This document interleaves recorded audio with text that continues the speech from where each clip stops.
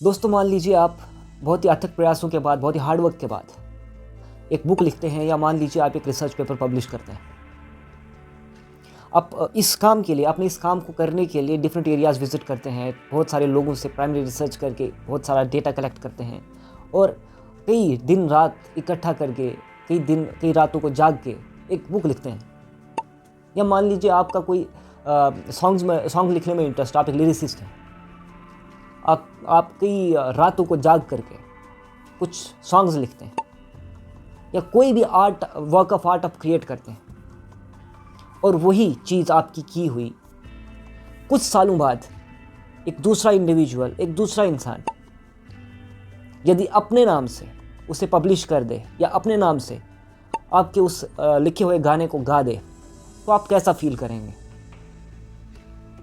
ऐसा भी हो सकता है कि जो आपने बुक लिखी या जो आपने सॉन्ग सिंग किया वो उतना फेमस ना हुआ हो, आपको उससे उतनी अर्निंग ना हुई हो, लेकिन आपके ही इस प्रोडक्ट की, आपके ही इस इंटेलेक्चुअल प्रॉपर्टी की चोरी करके जो दूसरा इंसान है वो जब उसे लिखता है, तो आपके ही इस प्रोडक्ट के दम पे वो बहुत सारा नाम भी कमाता है और पैसा भी कमा लेता है। तो उस वक्त आपको कैसी फीलिंग आएगी? क्या आपके मन में ये नहीं आएगा कि कहीं ना कहीं ये मेरे इस आर्ट की, मेरे वर्क की कहीं चोरी की गई है, या मैं इसके खिलाफ कुछ एक्शन ले सकूँ? और नुकसान तो आपको दिख ही रहा होगा। मान लीजिए आपका जो वर्क ऑफ आर्ट है, जो आपने बुक लिखी है, जो आपने सॉन्ग लिखा है, या जो भी आपने कुछ यूनिक काम किया है, उससे आपकी प्रसिद्धि नहीं हुई, आपको उससे कोई अर्निंग भी नहीं हो रही है, लेकिन आपके चोरी हुई किए हुए उस प्रोडक्ट की जो दूसरा इंसान पब्लिश करवा रहा है, वो उस दम पे अपनी अर्निंग भी ले रहा है, अपना नाम भी कमा रहा है। तो कितना बुरा लगता है, कितनी बहुत ही अजीब सी फीलिंग आती है कि हमारा जो प्रोडक्ट, जो हमारा वर्क ऑफ आर्ट है, जो हमारी मेहनत है, वो कहीं ना कहीं बेकार चली गई। दोस्तों ऐसा बहुत पहले से होता आया है। This world is full of such example. और आज इन्हीं चीज़ों को रोकने के लिए हमारे देश में कई सारे कानून भी बने हुए हैं। हमारे देश में ही नहीं बल्कि पूरे विश्व भर में इंटेलेक्चुअल प्रॉपर्टी को मतलब चोरी होने से बचाने के लिए कई सारे कानून बने हुए हैं, कई सारे एक्ट्स हैं जो इंटेलेक्चुअल प्रॉपर्टी किसी इंडिविजुअल की सिक्योर करते हैं। दोस्तों ये सब कहानी बताने के पीछे का पर्पस आज ये है क्योंकि आज हमारी जो वीडियो है ये बेस्ड होने वाली है ज्योग्राफिकल इंडिकेशन पे, जीआई टैग जिसे हम कहते हैं उस पे। दोस्तों जिस प्रकार से एक इंडिविजुअल की एक इंटेलेक्चुअल प्रॉपर्टी होती है और उसे सिक्योर किया जाता है, उसी प्रकार से एक एरिया की भी एक यूनिकनेस हो सकती है, एक करैक्टरिस्टिक हो सकती है जिससे हम कोई एक खास प्रकार का टैग देके उसे सिक्योर करने की कोशिश करते हैं।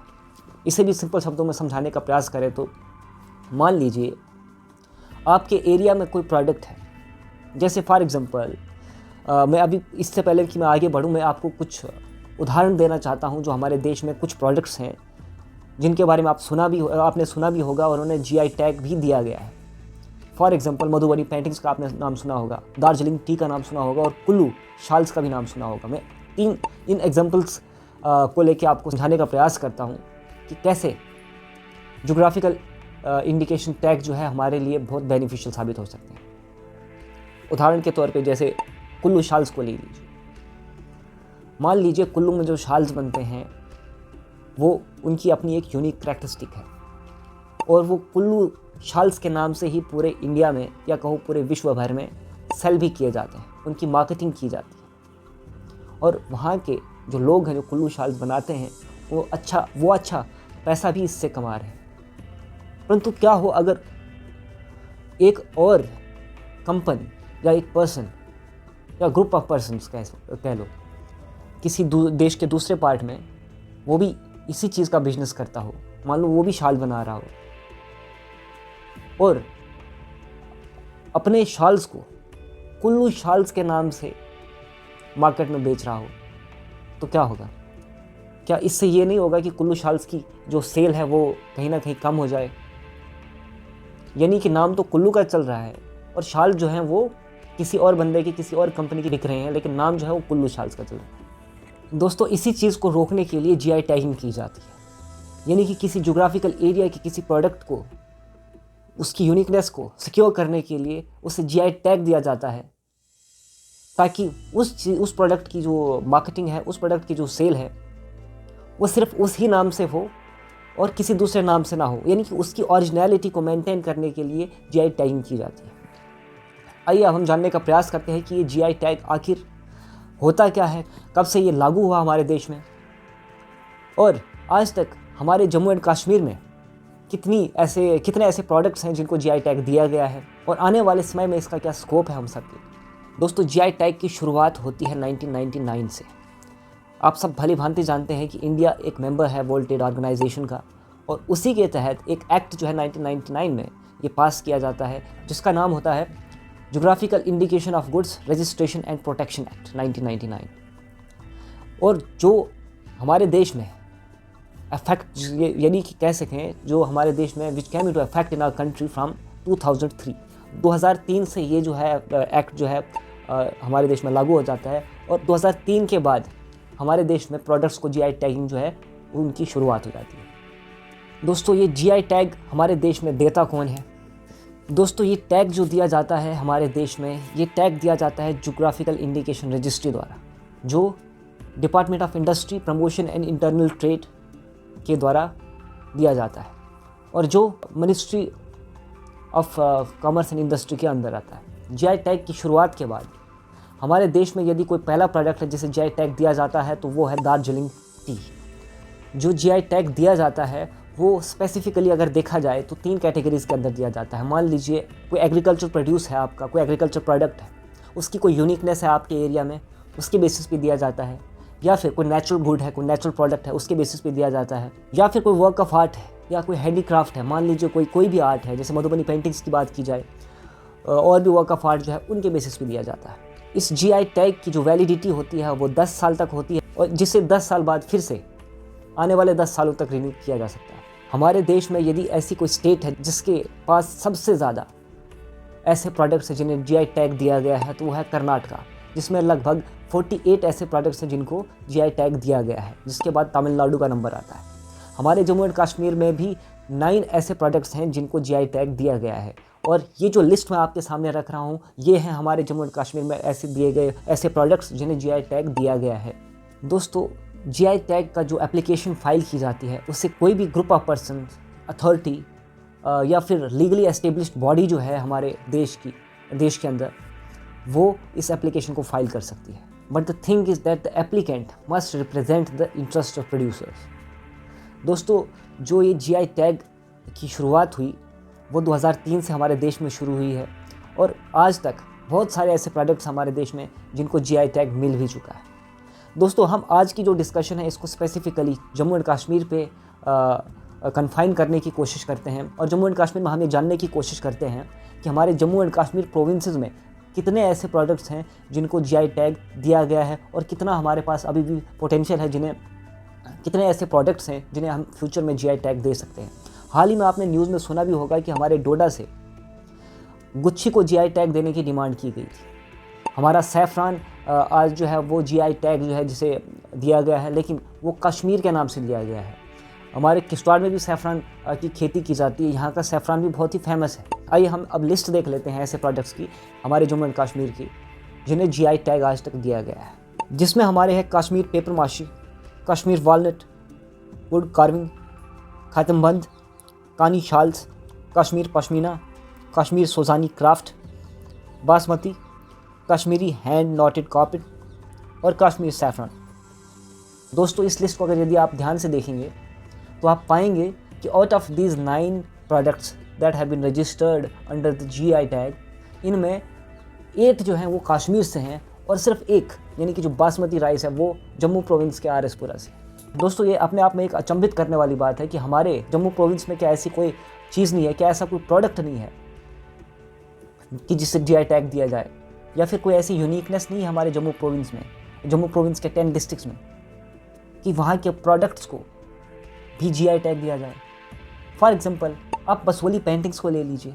क्या बसोली पेंटिंग्स की डिमांड नहीं की जानी चाहिए जीआई टैग को लेके? क्या गुच्छी जो है जिसकी डिमांड की गई थी डोडा से, अभी तक जीआई टैग उसे नहीं मिला है, लेकिन ऐसे और भी प्रोडक्ट्स हैं, क्या ऐसे उन प्रोडक्ट्स की जीआई टैग को लेकर डिमांड नहीं की जानी चाहिए? क्या जो हमारा एडमिनिस्ट्रेशन है, जो हमारी अथॉरिटीज़ हैं, उनको इस डिमांड को आगे पुश नहीं करना चाहिए? दोस्तों, बसोली पेंटिंग्स की अगर हम बात करें तो वो बहुत ही प्रसिद्ध हैं और एक यूनिक वर्क ऑफ आर्ट भी है, जिन्हें हर हाल में ज्योग्राफिकल इंडिकेशन का टैग मिलना ही चाहिए। उसी प्रकार हमारे जम्मू रीजन के डिफरेंट कॉर्नर्स में डिफरेंट ऐसे प्रोडक्ट्स हैं, चाहे वो नेचुरल हो, एग्रीकल्चरल हो या फिर हैंडीक्राफ्ट हो, उन्हें जीआई टैग देने की शुरुआत की जानी चाहिए। मैं किश्तवाड़ डिस्ट्रिक्ट से हूँ, तो मैं किश्तवाड़ डिस्ट्रिक्ट की एक कुछ उदाहरण पेश आपके सामने करना चाहता हूँ। जैसे हमारे किश्तवाड़ में भी राजमा दाल लगती है। हमारे किश्तवाड़ में एक जो पाडर रीजन है हमारा, वहाँ पे थांगी है। हमारे पाडर एरिया में जो क्यूमिन सीड है, जो पाडरी ज़ीरा है, वो बहुत ही प्रसिद्ध है और यूनिक है हमारे एरिया में। और भी चीज़ें जो हमारे एरिया की हैं बहुत प्रसिद्ध हैं और जिन्हें जीआई टैग देने की डिमांड आगे की जानी चाहिए। लास्ट में मैं आप सभी के सामने एक अपना आर्ग्यूमेंट रखना चाहता हूँ कि जैसे अगर नेचुरल प्रोडक्ट्स की बात की जाए तो हमारे देश में अभी तक एटलीस्ट 2 नेचुरल गुड्स को जीआई टैग दिया जा चुका है। उनमें राजस्थान का मार्बल है, जिसे मकराना मार्बल कहते हैं, और यूपी के वाराणसी से चुनर सैंडस्टोन करके, जो अभी तक डिफरेंट फोर्ट्स में यूज़ किया गया है, आर्किटेक्चरल डिज़ाइंस जिस पे कार्व की गई हैं, ऐसे चुनर सैंडस्टोन को भी जीआई टैग दिया गया है।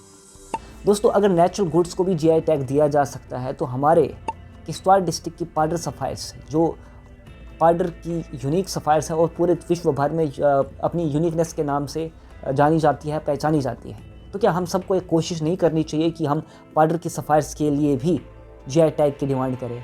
क्या हमारे जो नए डिस्ट्रिक्ट डेवलपमेंट कमिश्नर हैं श्री देवांश यादव जी, वो इस बात को आगे पुश कर सकते हैं? इस बात पे हमारा चैनल आप सबकी राय जानना पसंद करेगा। आप सभी हमारे इस पेज पे कमेंट बॉक्सेस में ज़रूर अपनी राय भेजें कि हमारे क्या सफ़ायर्स को, पाडर सफ़ायर्स को पाडर के नाम से जीआई टैग मिल सकता है या नहीं मिल सकता है। दोस्तों, हमारी पाडर की जनता को भी अपने जो एरिया के कुछ प्रोडक्ट्स हैं उनको लेके अपनी डिमांड को, जीआई टैगिंग की डिमांड को आगे पुश करना चाहिए।